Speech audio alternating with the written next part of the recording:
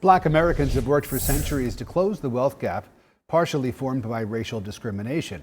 But even in 2022, some data shows the U.S. gets to grow more unequal. Tonight, CBS 46's Brooks Baptiste has the story of an Atlanta nonprofit working to sustain financial freedom.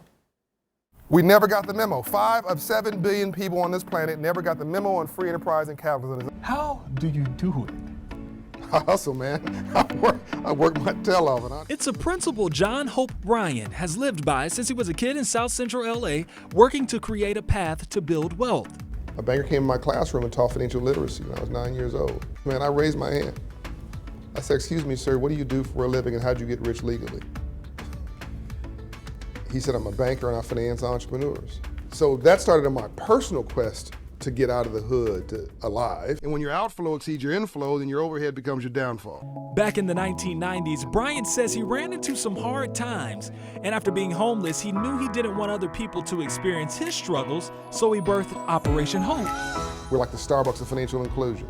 Get your credit score up, get your debt down, get your savings up so we can get you qualified so the bank has to tell you yes for your dreams.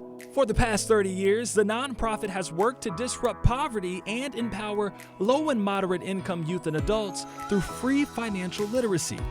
I believe that other than the right to vote, there's nothing more consequential that changes the quality of your life and your nature of social justice and your ability to be free than financial literacy acted upon in your life.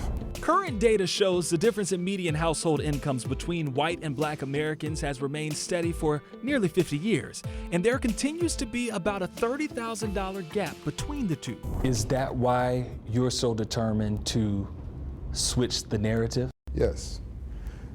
I think there's 2 to 3% of GDP, gross domestic product, locked in our communities, waiting to be born. This is my conference room, which I have just now seen. Is my office back together? Because everything is new around here. So Bryant has a goal of birthing 1 million black businesses in the U.S. by 2030.